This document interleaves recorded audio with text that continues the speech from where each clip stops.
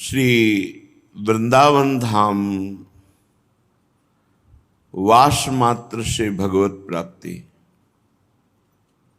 श्री वृंदावन धाम वायु स्पर्श मात्र से विश्व के जितने भी तीर्थ हैं वो समानता नहीं कर सकते। जो वृंदावन की वायु शरीर में स्पर्श करती है उससे जो पवित्रता होती है, पाप नाश होते हैं, ऐसा किसी तीर्थ अवगाहन से नहीं होता। ये बड़ा दुर्लभ है। बस भावहीन जीवन है, इसलिए जो लाभ हमको मिला उसका अनुभव नहीं हो रहा, और जो अनुभव होना चाहिए वो अभी लाभ मिला नहीं। दोनों बातें हैं। जो अनुभव होना चाहिए वो अभी लाभ नहीं मिला। जिस अनुभव के बाद सोचना और चाह दोनों खत्म हो जाती है, कोई सोच नहीं, कोई चाह नहीं, वो अभी अनुभव नहीं हुआ। और जो कृपा हुई है बहिर्मुखता के कारण उसका अनुभव हम नहीं कर रहे। हम पर जो हेतुकी कृपा हुई बहिर्मुखता के कारण अनुभव नहीं कर रहे। एक बात पकड़ ले, अनन्यता। बुद्धि से निश्चय कर ले कि अब जैसे भी हैं हम श्यामा श्याम के हैं, इस पे कोई अंतराय नहीं, इसके बीच में कुछ नहीं हो, बहुत जल्दी परमार्थ पुष्ट हो जाएगा। नहीं, बाहरी व्यवहार प्रपंच में जब साधुकों से मिलते हैं बाहरी, तो कोई बिरला ही अंतर्मुख भगवत प्राप्ति की लगन वाला होता है। नहीं तो सब प्रपंच में ही खेल खेलने का, सुखानुभूति करने का सब विचार चलता रहता है। वो अंतर में विचार शून्य होकर परमात्मा में स्थित होने का ये बहुत कठिन है। यही हमें करना है, जो कठिन है वही करना है। बाहरी सब बड़ी विचित्र लीलाएं हैं। परमार्थ के नाम पर न जाने क्या क्या मन की विलासता होती है, न जाने कौन कौन से प्रपंच एकत्रित किए जाते हैं। और परमार्थ का स्वरूप ही है एकमात्र अपने आत्म स्वरूप में स्थित हो जाना। आत्मा हरिवंश प्रगट परमानंद, प्रगट परमानंद स्वरूप आचार्य चरणों में पूर्ण समर्पण हो जाना, उनकी बताई हुई उपासना में चित्त निरंतर लगाए रखना, बस। और दुनिया का अगर और प्रपंच सब ये तो बहुत दूर है अभी परमार्थ। जब पधारते हैं, वार्ताएं होती हैं, तब पता चलता है। नहीं तो अपने तो श्री धाम वृंदावन की शरण में है, ना कोई अन्य स्थान जाना, ना किसी से मिलना, ना अन्य कोई वार्ता। वही जो समय है उसी समय में तब परिचय प्राप्त होता है कि कितनी कृपा है लाडली जू की। साधुकों की साधना का जो परम लाभ है, लक्ष्य, वो दृढ़ हो गया तो बस सब हो गया। हमारी बुद्धि व्यभिचारिणी हो चुकी है, इसको पवित्र करना है। अव्यभिचारिणी, व्यभिचारिणी किससे होती है? भोगेश्वरी प्रसक्ता नाम तया प्रहत चेतशाम। जो भोग और ऐश्वर्य में रत बुद्धि है, अपरीत हो चुकी है, ये निश्चय कर रही कि इसी में सुख है, वो व्यभिचारिणी बुद्धि है।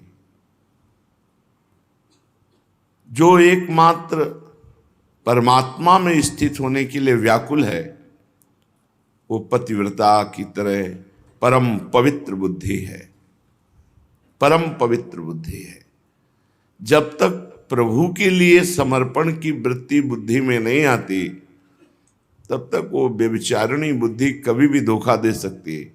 जैसे व्यभिचारिणी स्त्री का विश्वास नहीं, कब वो विश्वासघात कर दे, कब वो दगा दे दे, ऐसे ही जो हमारी बुद्धि है अभी व्यभिचारिणी है। कभी ये विषय, कभी ये विषय, कभी ये विषय, कभी ये विषय।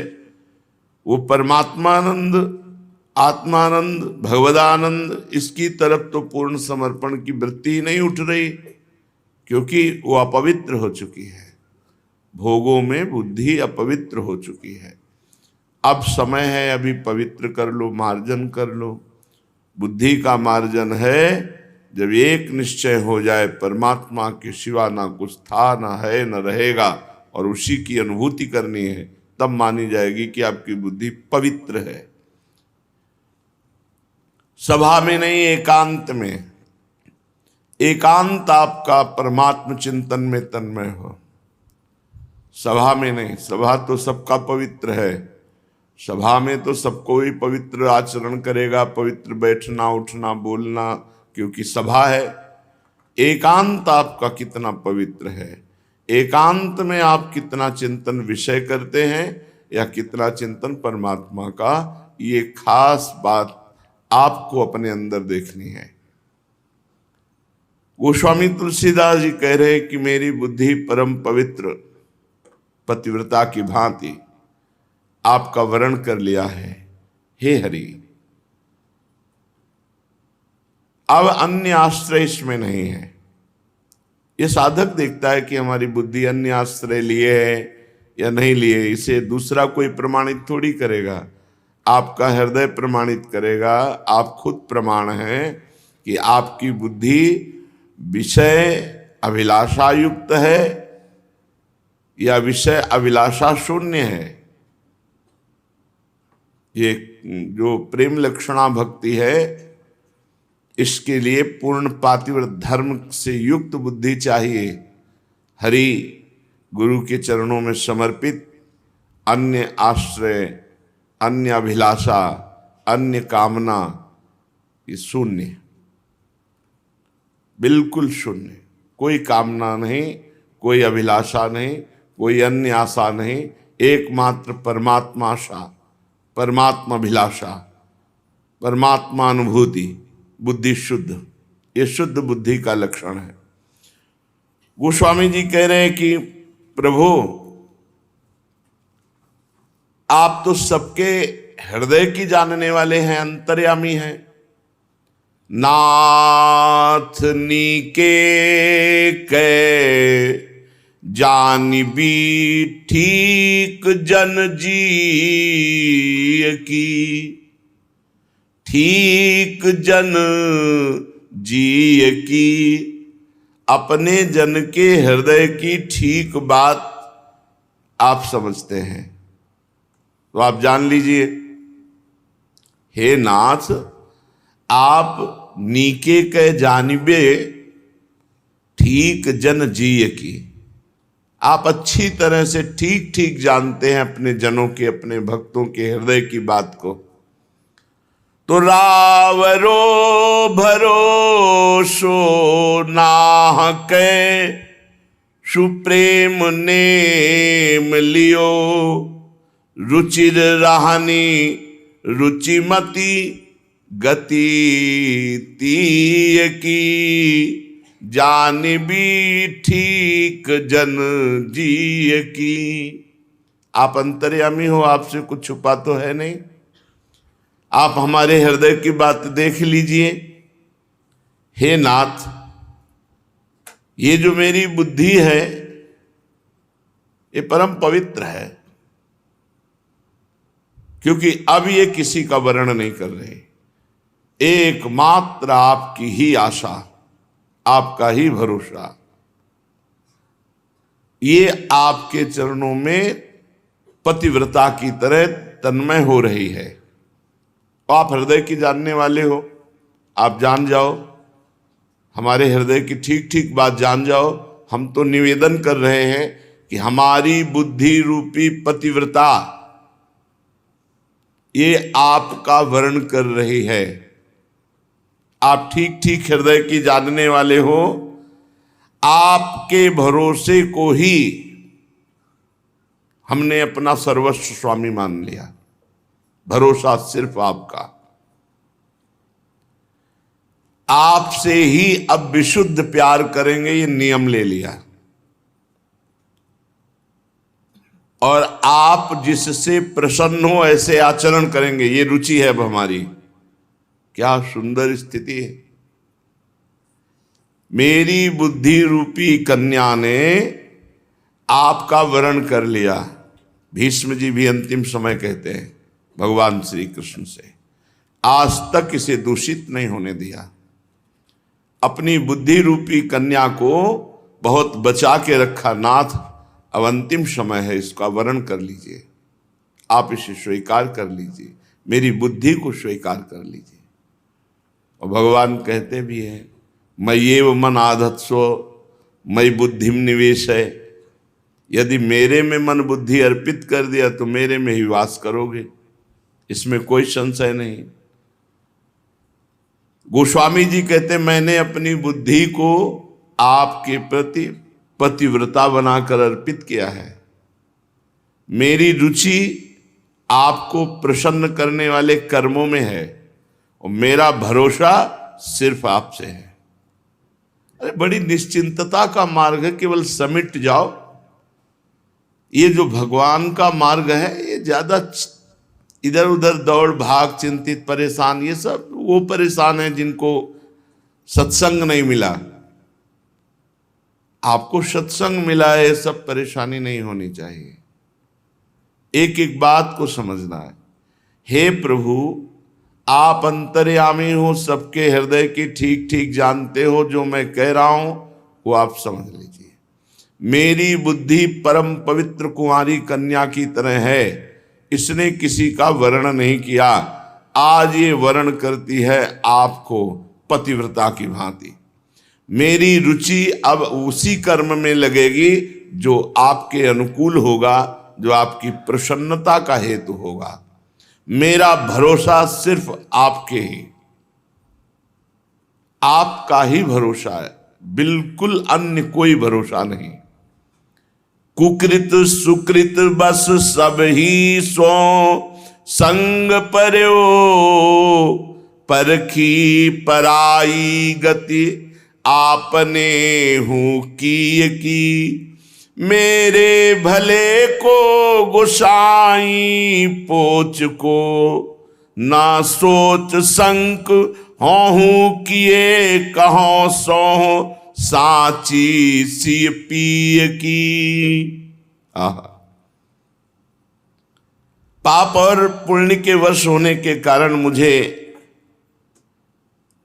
दो प्रकार के व्यक्तियों का संग मिला। जब पाप का प्रभाव बढ़ा तो मुझे कुसंग मिला, और जब पुण्य का प्रभाव मिला तो मुझे सत्संग मिला। खूब अच्छी तरह से देखा है कुसंग का भी प्रभाव और सत्संग का भी प्रभाव, पाप का भी प्रभाव और पुण्य का भी प्रभाव।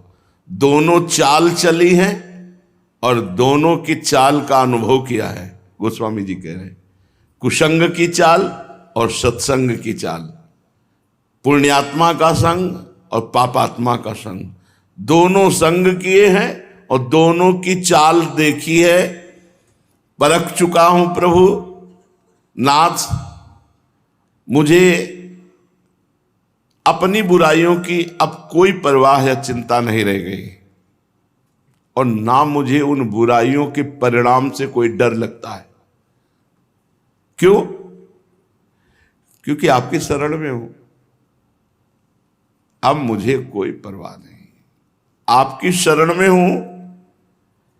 भले बुरे की चिंता लगी रहे, भय बना रहे, तो फिर आप महान की शरणागति कैसे?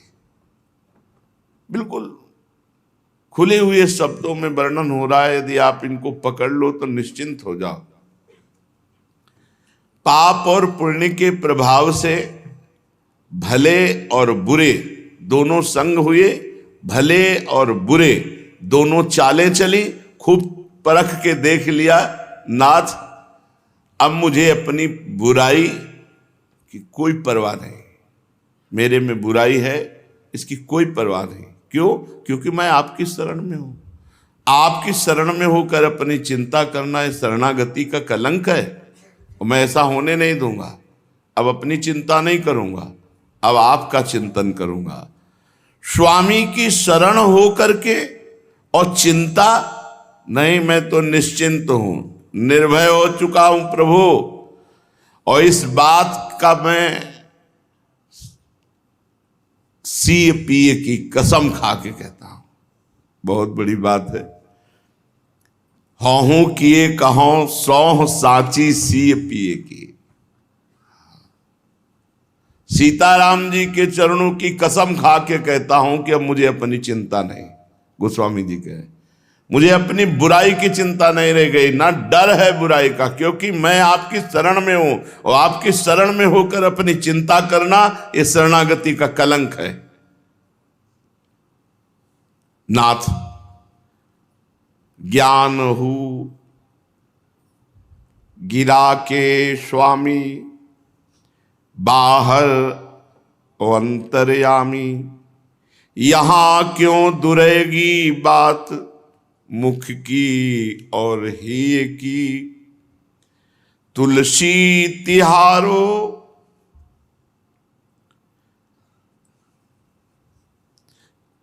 तुम ही पे तुलसी के हित। ऐसे महापुरुष हैं अद्वितीय। बस यही हृदय की स्थिति चाहिए। तुलसी तिहारो तुम ही पे तुलसी के हित। राखी कहो हो तो जो पे होए हो माखी घी की। प्रभु मैं सच कह रहा हूं, भला आप सर्वज्ञ के सामने बनावटी बात चलेगी क्या? आप तो सर्वज्ञ हैं। ज्ञान हु गिरा के स्वामी, बाहर अंतर्यामी। आप ज्ञान और वाणी की जो स्वामिनी सरस्वती, उनको भी बुद्धि देने वाले हैं। सरस्वती को बुद्धि किसने दी? प्रभु ने। गिरा की स्वामी आप वाणी के, और वाणी की अधिष्ठात्री देवी सरस्वती उनके भी स्वामी हैं, उनको भी ज्ञान देते हैं। तो नाथ आप बाहर की तो सब जानते हैं, भीतर की भी सब जानते हैं, क्योंकि आप अंतर्यामी हैं। ऐसा नहीं है कि तुलसी मुंह से कुछ और कह रहा है, हृदय से कुछ और हो।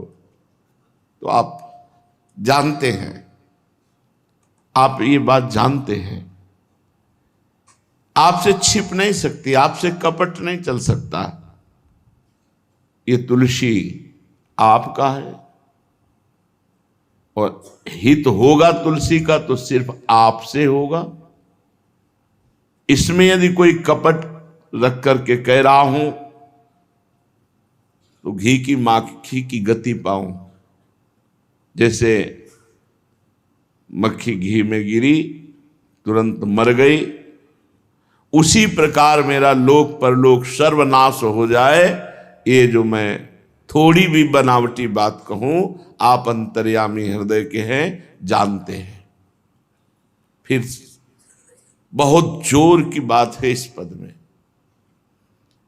नाथ आप हृदय की सबकी ठीक ठीक बात जानने वाले हैं। मेरी बुद्धि पवित्र कुमारी कन्या है, और ये पतिव्रता की भांति आपका वर्ण करती है, और भरोसा सिर्फ आपका, और कर्मों में रुचि उसी कर्म में जिससे आपकी अनुकूलता हो, आपकी प्रसन्नता हो। ये बिल्कुल ठीक शरणागत का जीवन है। नाथ पाप और पुण्य के प्रभाव से भले और बुरे संग दोनों प्राप्त हुई, दोनों चालों चली, और परख के देख लिया, कुछ नहीं। परख के देख लिया, दोनों चाले चल के कुछ नहीं।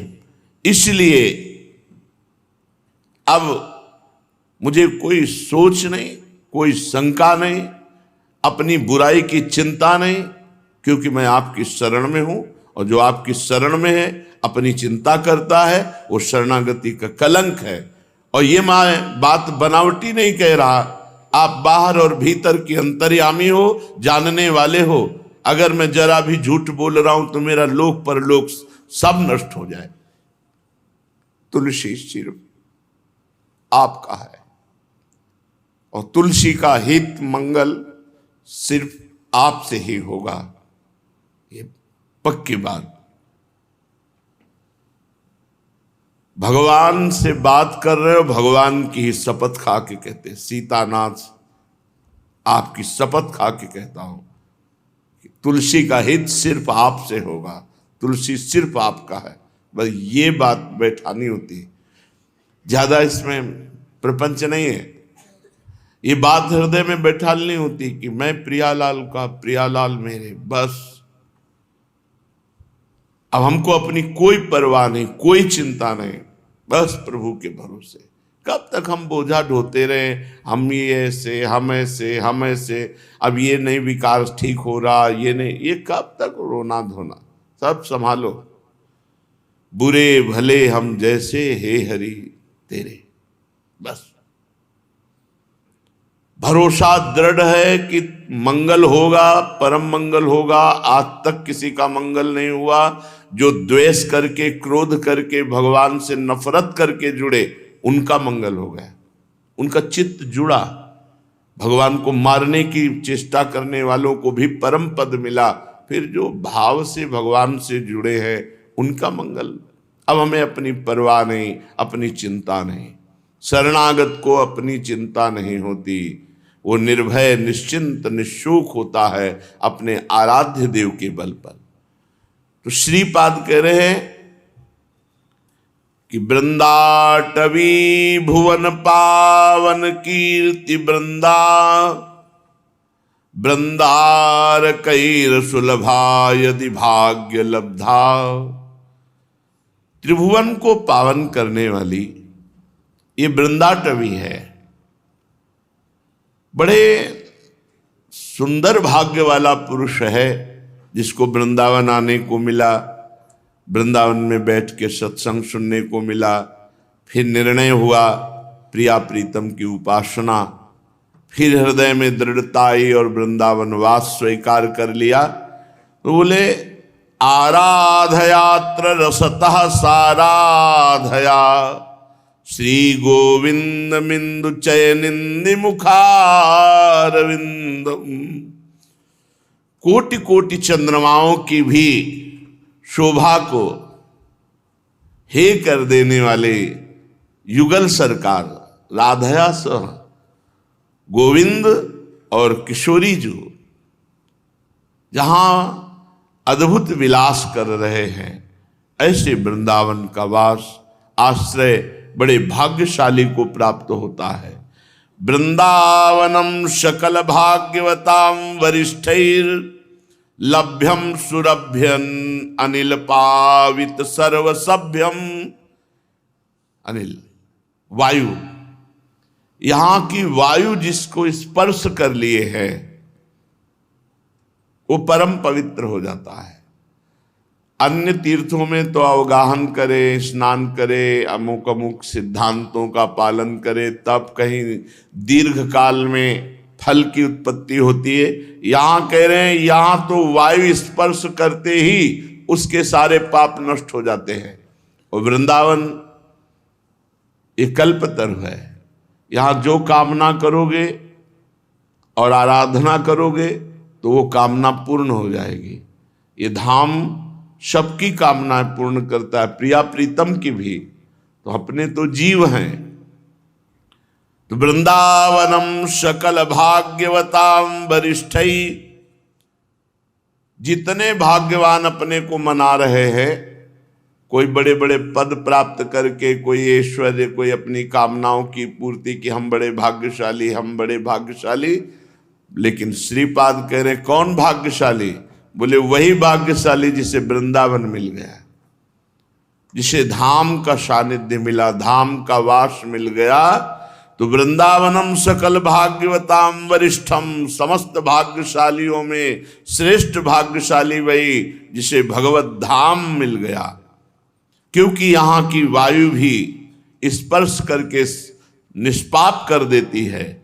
लोभ्यम परेश रमयोरपि सर्वभावा, रमापति भगवान नारायण भी लोभयो,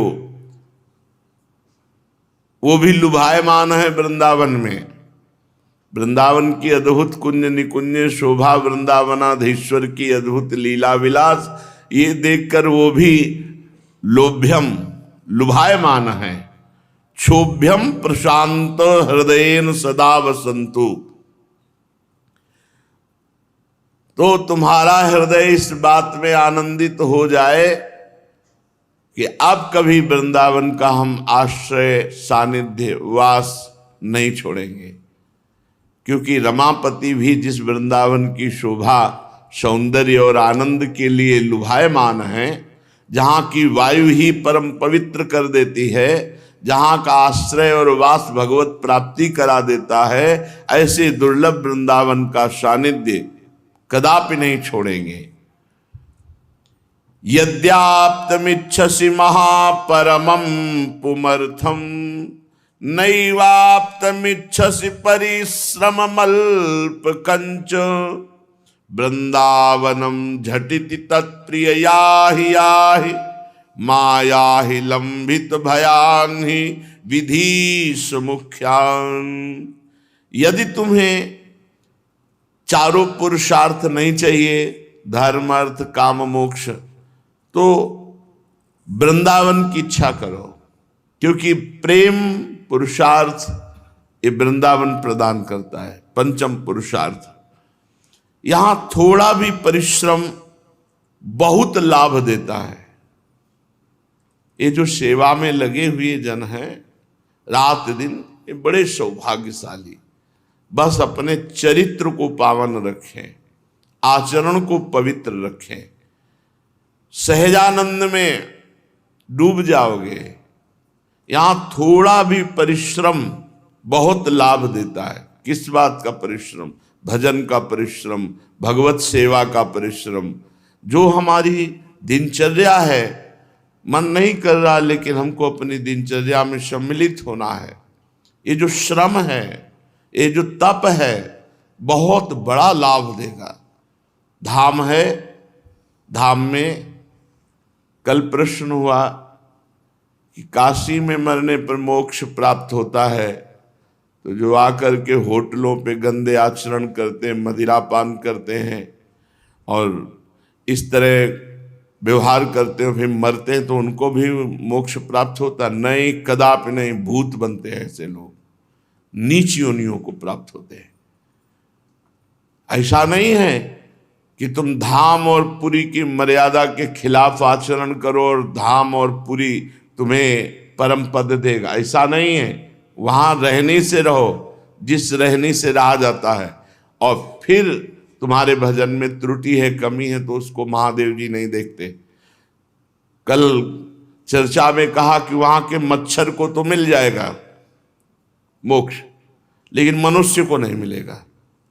जो मनुष्य पुरी में रह करके, धाम में रह करके मदिरा पान करे, व्यभिचार करने आवे और सोचे हमारा मोक्ष हो जाएगा, मनमानी आचरण करे, तो भूत बनेगा, दुर्गति को प्राप्त होगा। ये अन्य योनियां, नीच योनियों को प्राप्त होकर पहले प्रारब्ध का मार्जन होगा जो तुमने पाप किया है, फिर आगे महादेव जी विचार करेंगे। जो असमर्थ जीव हैं उनके लिए है।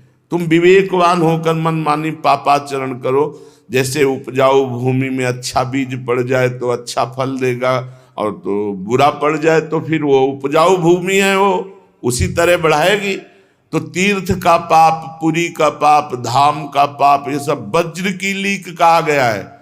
इस भाव में मत रहना कि यहाँ के मनमानी पापाचरण किए, होटल बुक कर लिए, खूब गंदे आचरण किए, बड़ा हाँ, तो ये जो हिसाब किताब है त्रिभुवन में कहीं तुम नहीं दे पाओगे। इसे भोगना ही पड़ेगा, बहुत बुरी तरह भोगना पड़ेगा। ये धाम है, बहुत सावधानी से जीवन यापन करो, बहुत सावधानी से दिनचर्या व्यतीत करो। ये तप, भजन, प्रिया प्रीतम को रिझाने का देश है, ये भोगों का देश नहीं है। हाँ, ऐसे त्रुटि हो जाए तो धाम क्षमा करता है, लेकिन आप आए ही इसीलिए हो यहाँ मनोरंजन करने।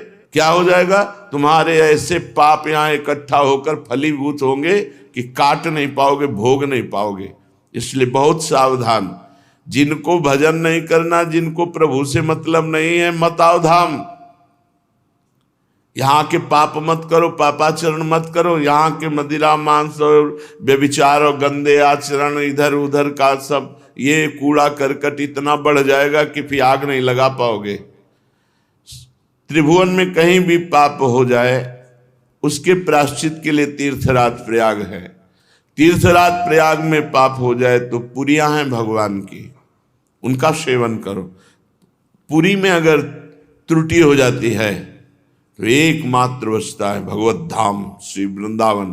प्रिया प्रीतम की आराधना करो, नाम सेवन करो, तो महादेव भी क्षमा कर देंगे कृपा करके। अब धाम में पापाचरण हो जाता है, फिर कहाँ, फिर कहीं शांति की। तो इसलिए बहुत सावधान। ये जो महिमा है, तो अगर तारने की महिमा है तो उसमें फिर पापाचरण करके पर्वत के पर्वत पाप हो जाते हैं, वो ये भी महिमा है।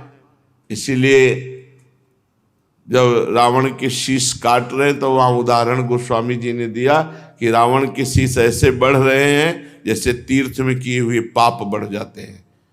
तीर्थ, अरे फिर काशी आदि और फिर वृंदावन धाम आदि, आके तुम मनोरंजन करो, होटल ले लो और ऐसे गंदे गंदे आचरण करो तो बहुत दुर्गति होगी। तत्काल थोड़ी कुछ समझ में आता है, तत्काल सारे सुकृत नष्ट होते हैं, फिर उसका विधान बनता है। ये जैसे मनमानी नहीं, जब मन आया तब कपड़े पहन लिए, जब जैसे मन आए वैसे भेष बना लिए, जब मन आया उतारा भाग गए, जब मन आया तो। ऐसे लोगों की ऐसी दुर्गति होगी।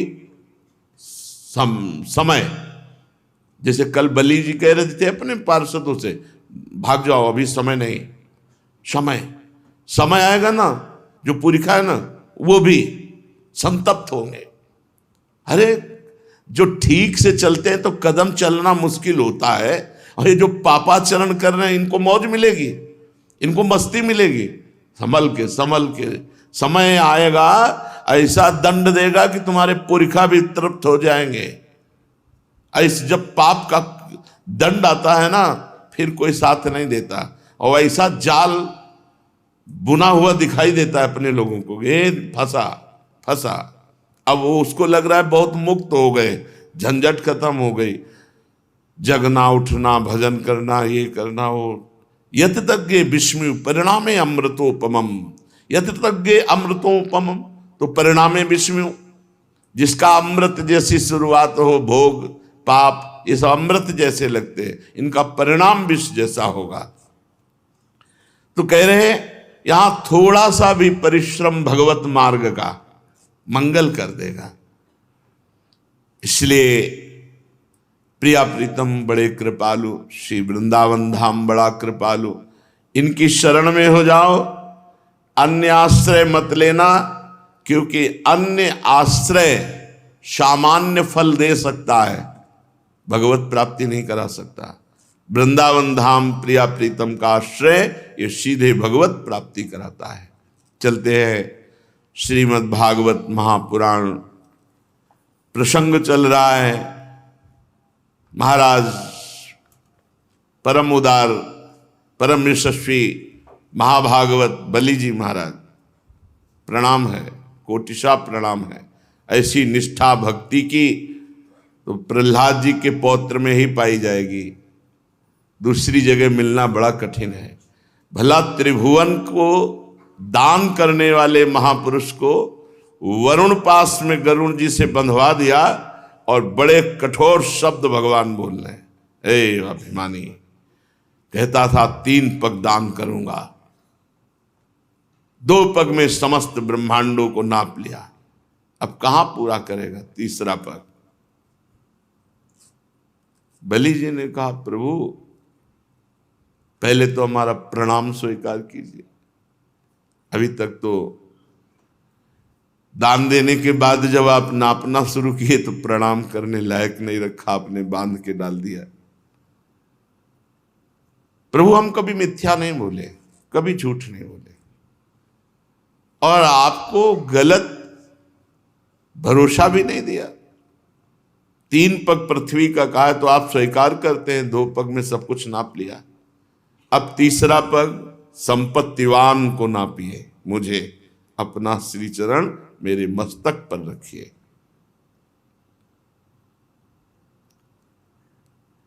इसी समय प्रहलाद जी आंखों से आंसू छलक रहे हैं, आनंदपूर्ण हृदय से सिर झुकाए हुए भगवान को साष्टांग दंडवत किया जाके। प्रहलाद जी को देख करके भगवान मुस्कुराए। प्रहलाद जी ने कहा, प्रभु आपने ही बलि को ऐश्वर्यपूर्ण इंद्र पद दिया था, तो आपने ही ले लिया, तो आपका लेना सुंदर और आपका देना भी सुंदर था। मैं समझ रहा हूं मेरे ऊपर बड़ी अपार कृपा की है, और उसी कृपा का फल बलि को प्राप्त हुआ, क्योंकि आपने आत्मा को मोहित करने वाली राज्य लक्ष्मी से अलग कर दिया। ये विशेष कृपा आपकी है। देखो, भक्त हर स्थिति में कृपा का दर्शन करता है। यया हि विद्वानमपि मुह्यते यतस्तत्को विचष्टे गतिमात्मनो यथा तस्मै नमस्ते जगदीश्वराय वै नारायणाखिल लोक साक्षिणे। ये लक्ष्मी बड़े बड़े विद्वानों को भी मोहित कर लेती है और आपसे विमुख कर देती है। भला इस लक्ष्मी के रहते हुए वास्तविक ठीक ठीक तत्व से आपको कौन जान सकता है। आपने लक्ष्मी छीनकर महान उपकार किया।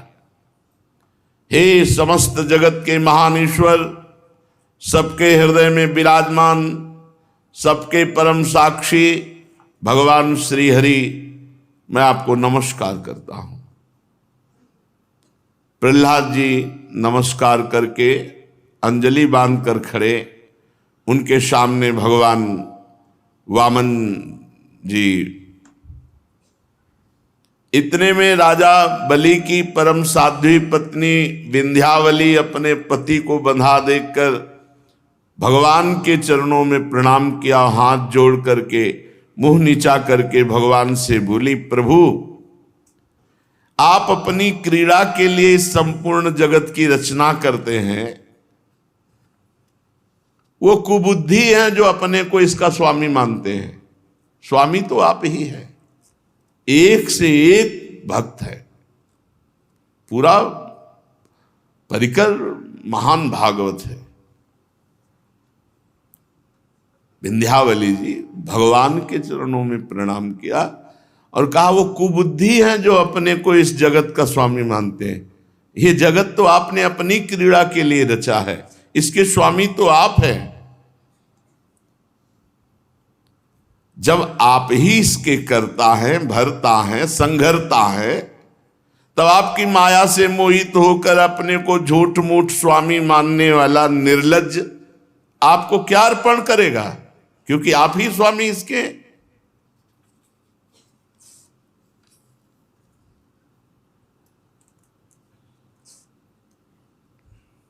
संपूर्ण जगत के जीवन दाता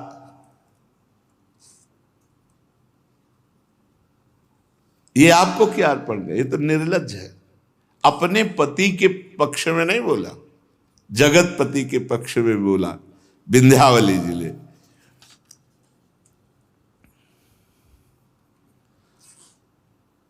उसी समय श्री भगवान के सामने ब्रह्मा जी प्रकट हुए और ब्रह्मा जी ने कहा, प्रभु बर्दाश्त नहीं हो रहा, क्योंकि जितना बलि ने समर्पण किया उसका फल तो होना चाहिए कुछ और फल कुछ और दे रहे हो प्रभु। उसको बंधन में बांधे हुए हो, वरुण पास में। भूत भावन भूतेश देव देव जगन्मय मुंचैनम हृत सर्वस्वम नायमर्हति निग्रहम। प्रभु प्रभु बिल्कुल ठीक नहीं, आप इसे अभी छोड़िए, अभी छोड़िए। जिसने अपना सर्वस्व आपको दे दिया वो दंड का पात्र होता है।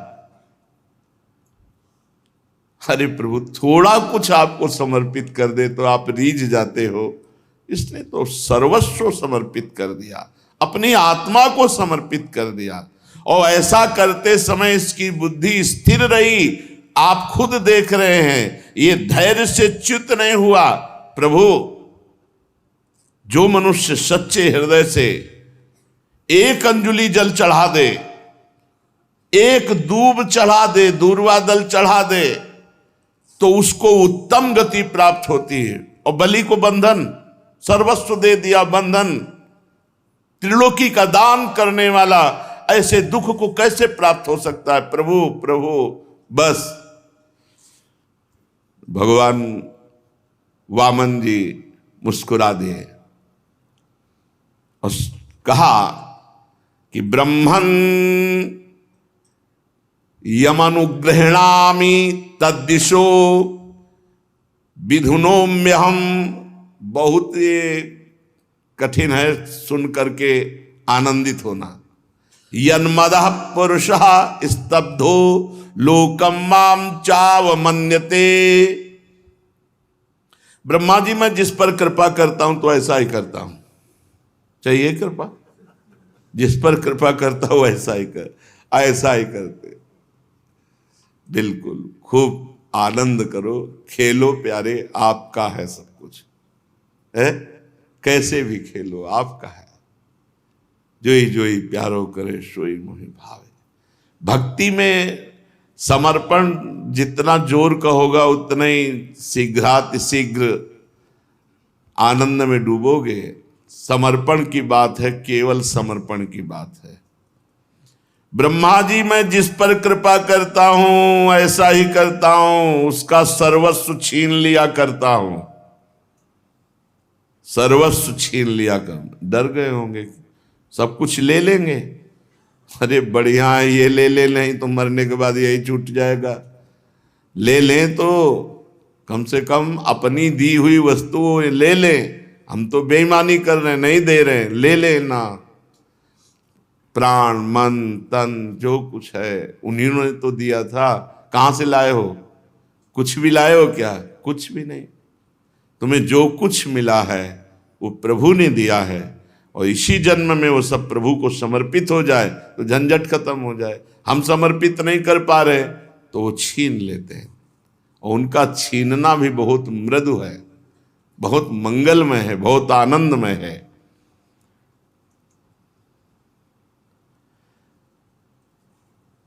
क्योंकि जब धन बढ़ता है तो उसमें उन्माद आता है, धन का अहंकार आता है, और वो मेरे भक्तों का और मेरा तिरस्कार करता है और वो दुर्गति को प्राप्त होता है। इसीलिए जिस पर मैं कृपा करता हूं तो दो प्रकार से कृपा होती। एक होती अहंकार का नाश कर देना, तो सर्वनाश हो जाता है। सर्वनाश करने वाला यह अहंकार ही है। अहंकार का नाश मतलब सर्वनाश। ये मरा, सब ठीक हो गया। अब अगर देखा कि अहंकार ऐसे नष्ट नहीं होगा तो फिर जिसका अहंकार है वो सब हटा देते हैं। ये कृपा करते हैं, विशुद्ध कृपा करते हैं। और ये जल्दी कृपा नहीं करते, ऐसी किसी विशेष महान भागवत पर कृपा करते हैं। प्रार्थना करना चाहिए कि प्रभु हमारा भी नंबर इस कृपा में लगा लो। खेलो ना, विनाश का खेल खेलो। आपकी वस्तु है, आप खेलो। जिस पर विशुद्ध कृपा होती, बस ये है कि बड़ा कठिन है झेल पाना। अगर सत्संग सुन करके पुष्ट हो गए हो तो हो जाएगा। पूज्य उड़िया बाबा के आश्रम में वो संत भगवान रहते थे, परिक्रमा में प्रायः मिला करते थे। तो मिले, उनका वृंदावन में साधु सेवा बहुत फलीभूत होती, बहुत लाभ प्रदान करती। संत सेवा, संतों को भोजन पवाना, संतों को वस्त्र, ये सेवा बहुत उनका अच्छा, बड़ी कृपा। जैसे पूज्य श्री सुदामा कुटी के महंत जी आए थे, उनका संत सेवा का तुरंत फल मिलता है, तुरंत फल मिलता है। और सब साधनाओं का तो बाद में, संत सेवा का तो बड़ी महिमा। तो वो अपने आप सुनाने लगी कि एक दिल्ली के कई फैक्ट्रियां थी, बड़े आदमी थे, तो वो यहीं वृंदावन में किन्हीं संत से कहा कि हम तो विषयी जीव हैं, संसार में हैं, हमारा उद्धार कैसे हो सकता है? तो उनका तुम्हारे पास धन है, महीने 15 दिन में आ जाया करो वृंदावन, एक बार साधु सेवा की और चले गए। बोले इससे उद्धार हो जाए? पक्का उद्धार हो जाएगा। तो उनके लिए 1-2 लाख रुपया महीना में खर्चा करना कोई बड़ी बात नहीं थी। अब तो जब वो 2-4 वर्ष पवाए तो और आनंद बढ़ने लगा। फिर धीरे धीरे यहां भी पवाना और दिल्ली भी ले जाना,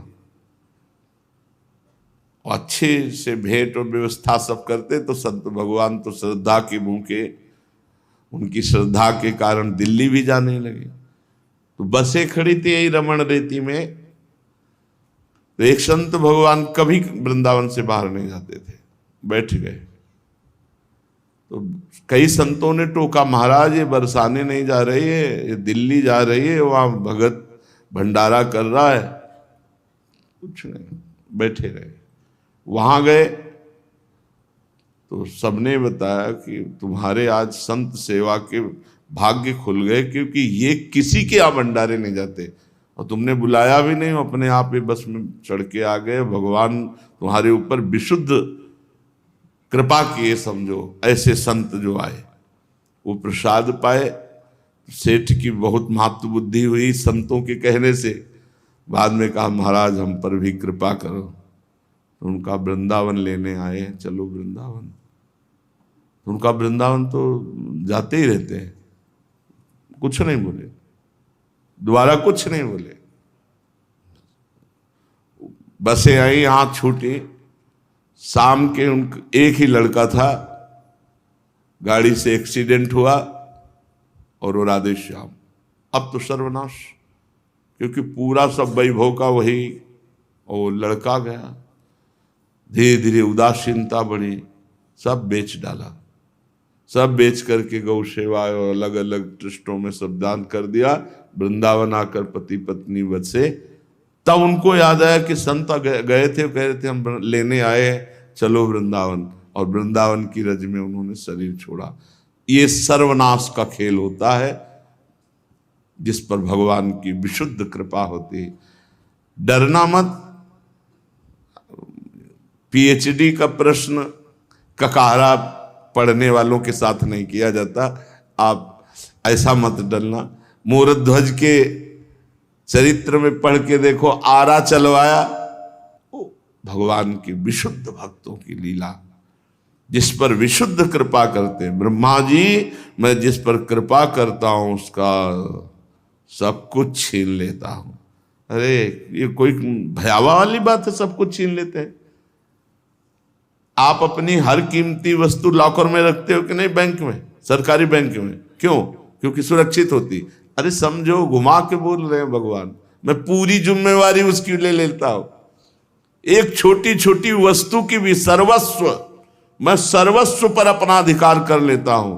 फिर जो लॉकर में है वो सुरक्षित है ना, तो जो भगवान को समर्पित हो गई आपकी वस्तु सुरक्षित हो गई। अच्छा, आप सब कुछ ले लो, आप आ जाओ हमारे पास, घाटा हुआ कि मुनाफा हुआ? मुनाफा हुआ। एक आदमी पारसमणि के स्पर्श से किया हुआ सोना लेके चला गया, और एक आदमी पारसमणि मिली, तो महान कौन हुआ? जो पारसमणि। क्योंकि जितना चाहे सोना बना ले। तो जगत बनाने वाला हमारे पक्ष में आ गया, और जगत की माया की कुछ चंद वस्तुएं जो हमारे हिस्से में थी वो उसने ले ली, तो हम घाटे में हुए क्या? अरे भाई, डरो मत, नहीं तो सर्वनाश शब्द सुन के डर जाते हैं कि फिर भक्ति कम करो। ऐसा नहीं है। चक्रवर्ती सम्राट अम्बरीश जी की भक्ति सर्वश्रेष्ठ। और कौन सा नाश लीला हुई? क्योंकि अहंकार ही नहीं था। जहां अहंकार है उसको नाश करने के लिए भगवान लीला करते हैं। मनुष्य योनि में जन्म लेकर यदि कुलीनता का, कर्म का, अवस्था का, विद्या का, ऐश्वर्य का, धन का घमंड ना हो जाए तो समझना चाहिए भगवान की बहुत बड़ी कृपा है हमारे ऊपर। घमंड ना हो जाए, नहीं घमंड तो हो ही जाता है। कुलीनता आदि बहुत से ऐसे कारण हैं जो अभिमान और जड़ता आदि उत्पन्न करके मनुष्य को सच्चे कल्याण से वंचित कर देता है। परंतु जो मेरा शरणागत होता है, मैं इनके अहंकार में फंसने नहीं देता। कितनी कृपा है। वो घुमा के बोल रहे इसलिए समझ में नहीं आ रहा है। कितनी कृपा है। जो हम नहीं बच सकते हैं उससे प्रभु हमें बचा रहे हैं। ये बलि दानव और दैत्य दोनों ही वंशों में अग्रगण्य और उनकी कीर्ति बढ़ाने वाले होगा। इसने आज उस माया पर विजय प्राप्त कर ली जिसे जीतना बड़े बड़े मुनियों के लिए भी कठिन है। देख लो, अब रास्ते खोल रहे हैं। तुम देख रहे हो, हमने इतना दुख दिया पर ये दुख से मोहित नहीं हुआ। हमने इसका धन छीन लिया, राजपद छीन लिया, गुरु विरोध कर दिए, हमने बांध लिया, भाई बंधु छोड़कर चले गए। ये वरुण पास में पड़ा यातना भोग रहा है। गुरुदेव ने डांटा फटकारा, साप दे दिया, परंतु इस दृढ़व्रती ने तनिक भी विचलित नहीं हुआ, अपनी प्रतिज्ञा नहीं छोड़ी। मैंने छल भरी बातें की, मैंने छल धर्म का उपदेश किया, परंतु ये अपने भागवत धर्म को नहीं छोड़ा। ये बात आज मैं वो स्थान देता हूं बलि को जिसे देवराज इंद्र क्या बड़े बड़े देवताओं के लिए भी दुर्लभ है। सावर्ण मनवंतर में ये इंद्र पद पर विराजमान होंगे, तब तक विश्वकर्मा के बनाए हुए शुतल लोक में रहेंगे और वहां मैं सदैव इसी वामन रूप में रहूंगा। ये किसी देवता को थोड़ी मिला है। और मैं हर समय इन पर कृपा दृष्टि का इनको अनुभव कराऊंगा। इसलिए आज के बाद कभी शारीरिक या मानसिक रोग या थकावट, तंद्रा या बाहरी या भीतरी शत्रुओं से कभी बलि पराजित नहीं हो सकते। ये भगवान कह रहे हैं, ये दिया है। कोई भी विघ्न बलि के सामने टिक नहीं सकता। और बलि को संबोधित करते हुए कहा, महाराज इंद्रसेन तुम्हारा कल्याण हो, जाओ निर्भय होकर सुतल लोक में जाओ। देवता भी तुम्हारी कीर्ति का गान करेंगे, बड़े बड़े लोकपाल भी तुम्हारी पूजा करेंगे। जो दैत्य आज के बाद तुम्हारा उल्लंघन, आज्ञा का उल्लंघन करेगा, मेरा सुदर्शन चक्र उसके टुकड़े टुकड़े कर देगा। रावण गया था दिग्विजय करने, मारा एक लात भगवान वामन ने तो दाहिने अंगूठे के प्रभाव मात्र से न जाने कितने योजन दूर गिरा जाके। वहां प्रवेश नहीं, भगवान वामन विराजमान है। देखो क्या भगवान कह रहे, मैं तुम्हारे अनुचरों की, तुम्हारी भोग सामग्री की, सबकी रक्षा का ठेका आज से मैं लेता हूं। यार ऐसा सौभाग्य, खेलो ना खेलो, करो जो मनाए। एक बार आओ सामने, ऐसे बोलो, इसी के लिए तो आराधना उपासना की जाती। क्या बलि जी को मिला है? जो बलि जी को मिला वो किसी को नहीं मिला। भगवान कह रहे हैं, देखो नाशवान वस्तु का भी ठेका ले रहे हैं। तुम्हारी भोग सामग्री को भी कोई विघ्न नहीं पहुंचा सकता। तुम्हारे को तो बात जाने दो। बड़े बड़े लोकपाल आज के बाद तुम्हारी पूजा करेंगे।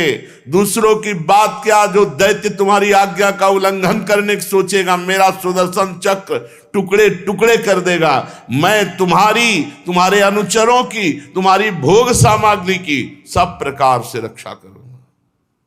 वीर बलि, तुम मुझे शुतल लोक में सदा सर्वदा अपने पास इसी वामन रूप में देखोगे। दानों दैत्यों के संसर्ग से तुम्हारा जो कुछ असुर भाव होगा, मेरे संग के प्रभाव से वो सब नष्ट होता रहेगा। सनातन पर ब्रह्म परमात्मा भगवान इस प्रकार साधुओं के आदरणीय महानुभाव दैत्यराज बलि से जब कहा तो आंसुओं की धार बह रही बलि की। यार निहाल हो गए इतने में, इससे बढ़कर और क्या हो सकता है। यहां एक झलक पाने के लिए पूरा जीवन ऋषि मुनि तप करते रहते हैं। भगवान कह रहे मैं हर समय सानिध्य में रहूं, तुम्हारी भोग सामग्री की भी रक्षा करूंगा, कोई विघ्न नहीं डाल सकता। क्या एकदम निहाल कर दिया, निहाल कर दिया। गला भराया बलि जी का, हाथ जोड़कर गदगद वाणी से भगवान से कहने लगे, प्रभु अभी तो पूरा प्रणाम भी नहीं किया, केवल प्रणाम करने की चेष्टा की है, उससे मुझे वो फल मिला जो केवल आपके शरणागत अनन्य भक्तों को प्राप्त होता है। बड़े बड़े लोकपाल और देवताओं पर आपने जो कृपा कभी नहीं की, वो मुझ जैसे नीच असुर को सहज ही प्राप्त हो गई। परीक्षित बलि जी ऐसा कह ही रहे थे कि वरुण पाश से मुक्त हो गए। वरुण पाश तत्काल अंतर्धान हो गया। भगवान ब्रह्मा जी, भगवान महादेव जी ये सब बलि की बड़ाई कर रहे हैं। बलि धन्य है।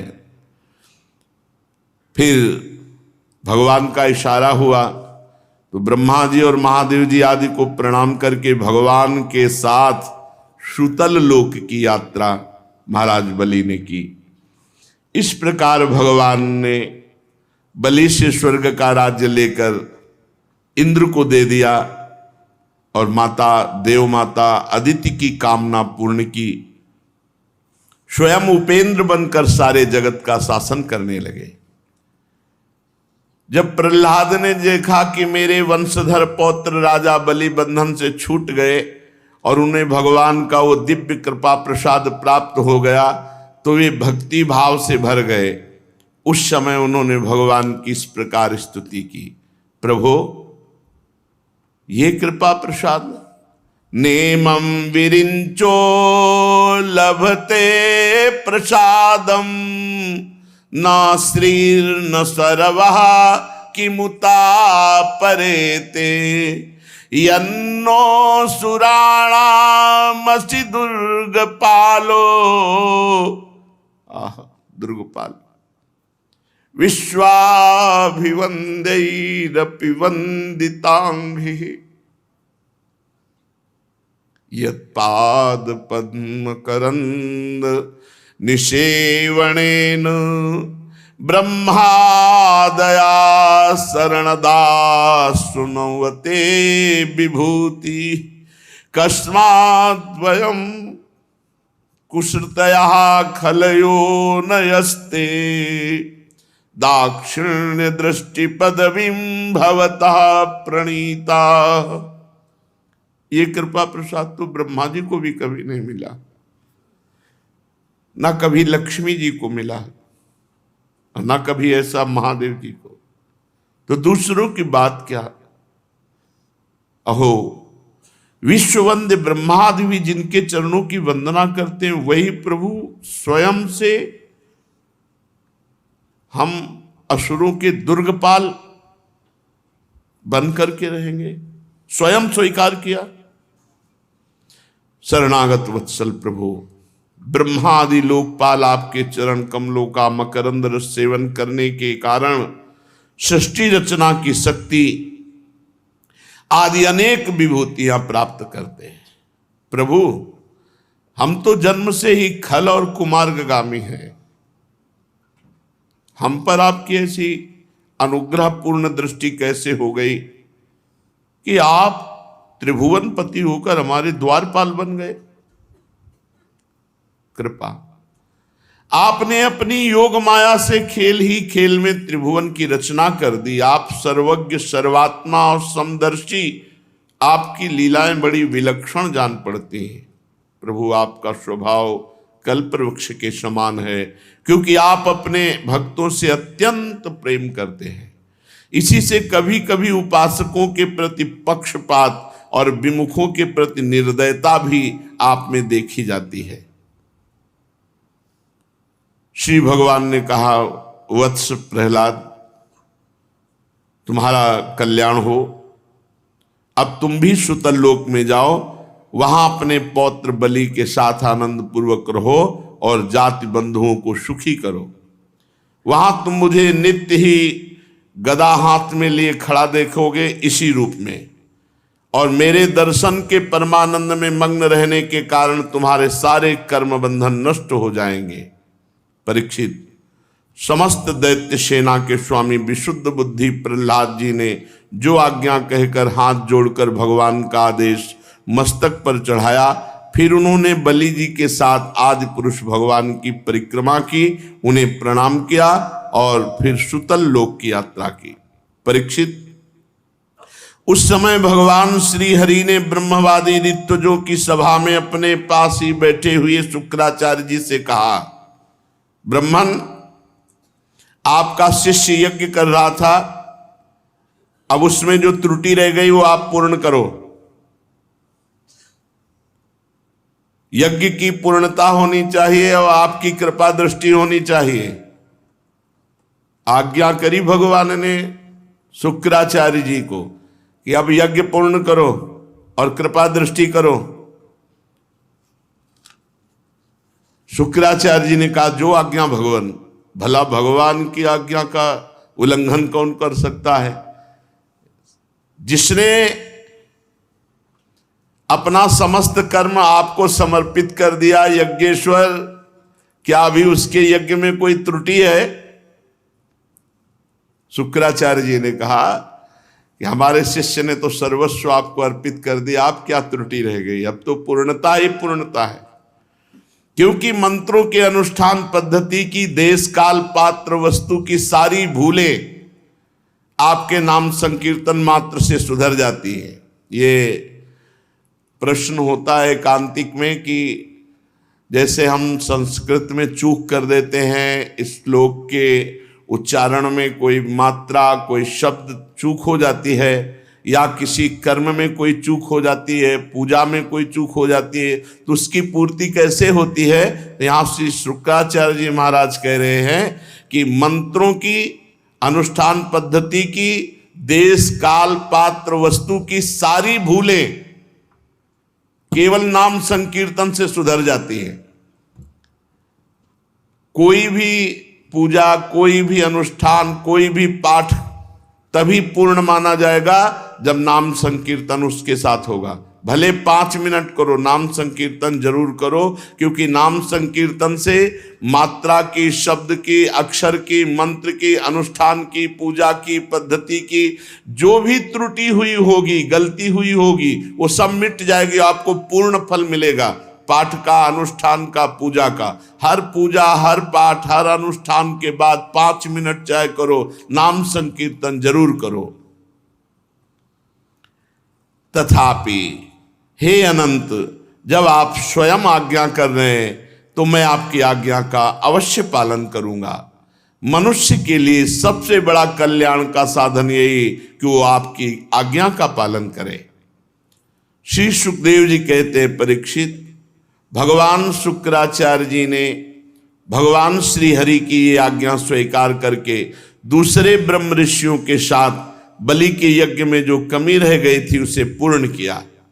परीक्षित, इस प्रकार वामन भगवान ने बलि से पृथ्वी की भिक्षा मांगकर अपने बड़े भाई इंद्र को स्वर्ग का राज्य दिया, जिसे उनके शत्रुओं ने छीन लिया था। इसके बाद प्रजापतियों के स्वामी ब्रह्मा जी, देवर्षि, पितर, मनु, दक्ष, भृगु, अंगिरा, सनत कुमार और भगवान शंकर के साथ कश्यप एवं अदिति की प्रसन्नता के लिए, संपूर्ण प्राणियों के अभ्युदय के लिए, समस्त लोक और लोकपालों के स्वामी के पद पर वामन भगवान का अभिषेक कर दिया गया। परीक्षित, वेद, समस्त देवता, धर्म, यश, लक्ष्मी, मंगल, व्रत, स्वर्ग, अपवर्ग सबके रक्षक के रूप में, सबके परम कल्याण के लिए सर्वशक्तिमान वामन भगवान को उपेंद्र का पद दिया। उस समय सभी प्राणियों को अत्यंत आनंद हुआ। इसके बाद ब्रह्मा जी की अनुमति से लोकपालों के साथ देवराज इंद्र ने वामन भगवान को सबसे आगे विमान पर बैठाया और अपने साथ स्वर्ग लिवा ले गए। इंद्र को एक तो त्रिभुवन का राज्य मिल गया, दूसरे वामन भगवान के कर कमलों की छत्र छाया। सर्वश्रेष्ठ ऐश्वर्य लक्ष्मी उनकी सेवा करने लगी। वे निर्भय होकर आनंदोत्सव मनाने लगे। ब्रह्मा, भगवान शंकर, सनत कुमार, भृगु आदि मुनि, पितर, सारे भूत, सिद्ध और विमानरोही देवगण भगवान के इस परम अद्भुत एवं अत्यंत महान कर्म का गान करते हुए अपने अपने लोक को चले गए और देव माता अदिति भी बहुत प्रसन्न हुई। परीक्षित, तुम्हें मैंने भगवान का ये सब लीला चरित्र सुनाया। जो वामन अवतार की इस लीला चरित्र को सुनता है वो समस्त पापों से मुक्त हो जाता है। भगवान की लीला, भगवान की महिमा, भगवान की कृपा जो सुनता है, जो गान करता है, उसके हृदय में भगवान की विशुद्ध भक्ति जागृत होती है। जो इस चरित्र को सुनता है, अद्भुत लीला विहारी वामन भगवान के अवतार के चरित्र को, उसको निश्चित परम गति की प्राप्ति होती है। देवयज्ञ, पितृयज्ञ, मनुष्य यज्ञ, किसी भी कर्म का अनुष्ठान करते समय जहां वामन भगवान की इस लीला का कीर्तन होगा, वो कर्म सफलता पूर्वक संपन्न होगा, उसमें कोई विघ्न नहीं होगा और बड़े बड़े महात्माओं का अनुभव है कि उसका परम मंगल निश्चित होगा जो भगवान वामन के पावन चरित्र का गायन और श्रवण करेगा। राजा परीक्षित ने पूछा, भगवान के बड़े अद्भुत कर्म हैं, हमने सुना भगवान ने मत्स्यावतार धारण किया। तो ये मत्स्यावतार, मत्स्य योनि, एक तो यूं ही लोक निंदित है, दूसरे तमोगुणी और असह्य परतंत्रता से युक्त है।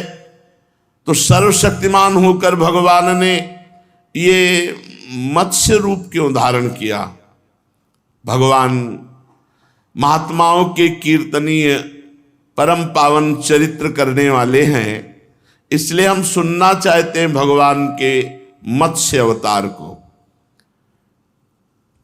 सूत जी कहते हैं, शौनकादि ऋषियों, जब राजा परीक्षित ने भगवान श्री सुखदेव जी से यह प्रश्न किया, तब उन्होंने विष्णु भगवान के पावन चरित्र जो मत्स्यावतार से युक्त है उसका गान किया।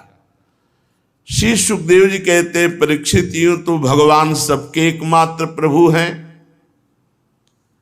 पर वे गौ, ब्रह्म ऋषि, देवता, साधु, वेद, धर्म, अर्थ, इनकी रक्षा के लिए जब जहां जैसा अवसर आया वैसा शरीर धारण किया।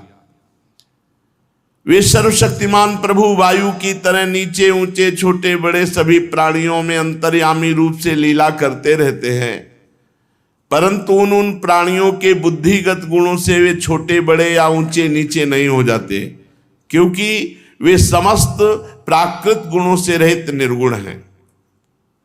अब सुनो मत्स्यावतार की कथा। पिछले कल्प के अंत में ब्रह्मा जी के सो जाने के कारण ब्राह्म नामक नैमित्तिक प्रलय हुआ था। उस समय भूरलोक आदि सारे लोग समुद्र में डूब गए थे।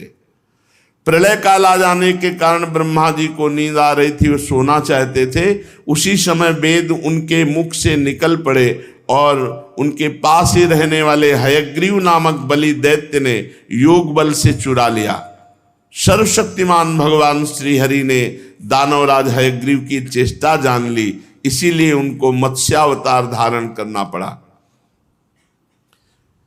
उसी समय सत्यव्रत नाम के एक बड़े उदार एवं भगवत परायण राजर्षि केवल जल पी करके भगवान का मंत्र जपते हुए तपस्या कर रहे थे। वही सत्यव्रत वर्तमान महाकल्प में विवस्वान सूर्य के पुत्र श्राद्ध देव के नाम से विख्यात हुए और उन्हें भगवान ने वैवस्वत मनु बना दिया। एक दिन राजर्षि कृतमाला नदी के जल में तर्पण कर रहे थे तो उनकी अंजलि में एक छोटी सी मछली आ गई। अंजलि में सत्यव्रत जी ने देखा कि अंजलि में मछली आ गई, तो ऐसे नदी में छोड़ दिया। तो आवाज आई, बड़े करुणामय हो, बड़े दयालु हो राजन सत्यव्रत, और आप जानते हैं कि यहाँ बड़ी बड़ी मछलियां मुझे खा जाएंगी, मुझे बहुत डर लग रहा है, इसलिए तो मैं आपकी अंजलि में आई थी और आपने मुझे फिर नदी में छोड़ दिया। अब मैं आपकी शरण में हूं तो आपको रक्षा करनी चाहिए। उनको पता नहीं था कि ये आवाज किनकी है। उन्होंने तुरंत मछली को फिर हाथ में उठा लिया और कहा, निर्भय हो जाओ, अब नदी में नहीं डालेंगे तुम्हें और तुम्हें कोई नहीं खाएगा, डरो मत।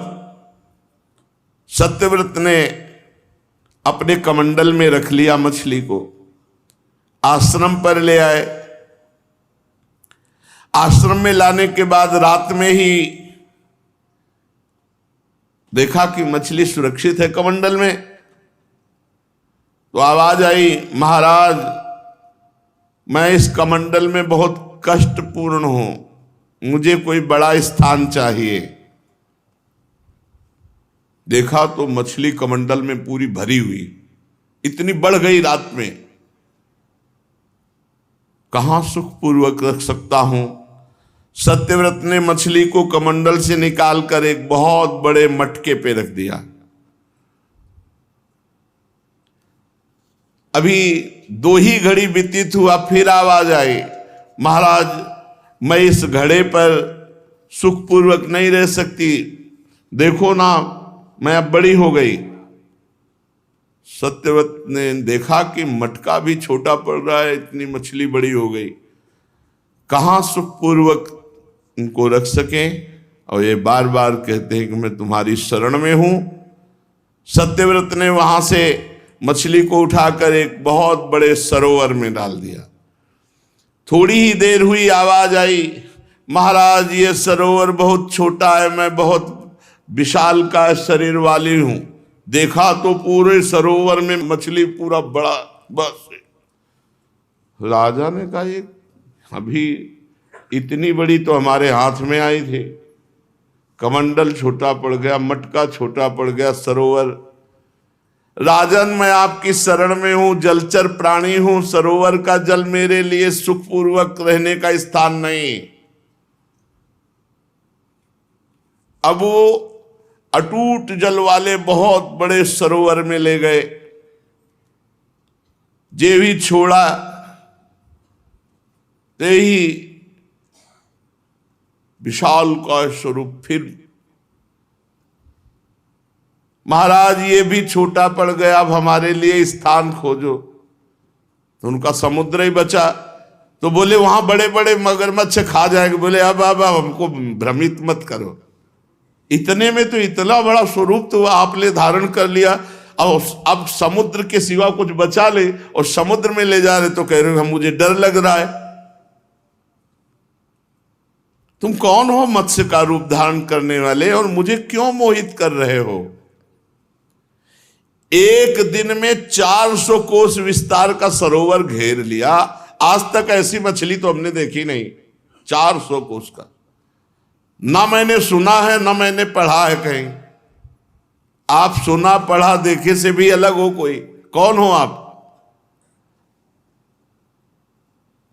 आप अनुग्रह करके कृपा करके आप अपना परिचय दीजिए। तब देखा कि श्याम वर्ण भगवान मत्स्य रूप में झलक रहे। ओहो, आप तो साक्षात सर्वशक्तिमान सर्वांतर्यामी अविनाशी श्री हरि हैं मत्स्य रूप में। ये तो परम अनुग्रह किया, जलचर रूप धारण किया। पुरुषोत्तम, आप जगत की उत्पत्ति स्थिति और प्रलय के स्वामी हैं। आपको मैं नमस्कार करता हूं। हम आपके शरणागत भक्त हैं, आपके आश्रित हैं। आपके सभी लीलावतार प्राणियों के अभ्युदय के लिए हैं। पर मैं जानना चाहता हूं कि इस समय प्रभु ने ये मत्स्यावतार क्यों धारण किया है? इसका क्या कारण हो सकता है? परीक्षित, भगवान अपने अनन्य प्रेमी भक्तों पर अत्यंत कृपा करते हैं। जब जगतपति मत्स्य भगवान अपने प्यारे भक्त राजर्षि सत्यव्रत की प्रार्थना सुनी तो उनका परम प्रिय और हित करने के लिए, साथ ही कल्पांत के प्रलयकालीन समुद्र में विहार करने के लिए उनसे कहा, सत्यव्रत, आज के 7वें दिन प्रलयंकारी जल पूरे ब्रह्मांड को डुबो देगा। उस समय तीनों लोग प्रलयकालीन जल में जब डूबने लगेंगे तो तुम घबराना नहीं मेरे भक्त हो, केवल तुम ही बचोगे। तुम्हारे पास मेरी प्रेरणा से एक नौका आएगी और तुम समस्त प्राणियों के सूक्ष्म शरीर को लेकर सप्तऋषियों के साथ उस नौका पर चढ़ जाना और कुछ जौ धान्य आदि अनेक प्रकार के बीज ये सब उस नौका पे रख लेना। एकमात्र पूरे त्रिभुवन में महासागर जल ही केवल होगा और कुछ नहीं, कोई प्रकाश नहीं होगा। केवल ऋषियों की दिव्य ज्योति के सहारे किसी प्रकार की विकलता तुम में नहीं होनी चाहिए, भय नहीं होना चाहिए, संशय नहीं होना चाहिए। तुम नाव पर चढ़कर बैठ जाना। जे ही नाव तुम्हारी डगमगाएगी उसी समय मैं इस रूप में आऊंगा, मत्स्य रूप में, और वासुकी नाग तुम्हारी नाव को हमारे सींग से बांध देंगे। बस जब तक ये प्रलयंकारी रात रहेगी ब्रह्मा जी की, तब तक मैं तुम्हें इसी जल में खींचता हुआ विचरण करता रहूंगा। तुम्हारी नौका डूबेगी नहीं, डरना मत। उस समय जब तुम मेरे से प्रश्न करोगे तो मैं तुम्हें ज्ञान का उपदेश करूंगा। मेरे वास्तविक महिमा परब्रह्म जो मेरा स्वरूप है उसे जब तुम ठीक ठीक जान जाओगे तो तुम्हें कोई भय नहीं रहेगा, कोई शंका नहीं रहेगी। ऐसा सत्यव्रत को आदेश करके भगवान अंतर्धान हो गए। राजा सत्यव्रत उसी समय से प्रतीक्षा करने लगे भगवान की, और भगवान मत्स्य का चिंतन करने लगे। 7 दिन व्यतीत होने में देर नहीं लगी। उसी समय देखा भयंकर समुद्र अपनी मर्यादा छोड़ करके चारों तरफ से पृथ्वी को डुबोने लगा। सारी पृथ्वी डूब गई, अन्य लोक भी डूब रहे हैं। राजा ने भगवान का स्मरण किया तो देखा नाव आ गई। तब धान्य, अन्य बीज, सप्तऋषियों को लेकर नाव पर बैठ गए और सप्तऋषियों ने बड़े प्रेम से राजा सत्यव्रत से कहा, राजन, भगवान ही बचा सकते हैं क्योंकि प्रलयंकारी तूफान चल रहा है, इसलिए जल्दी तुम स्मरण करो मत्स्य भगवान का।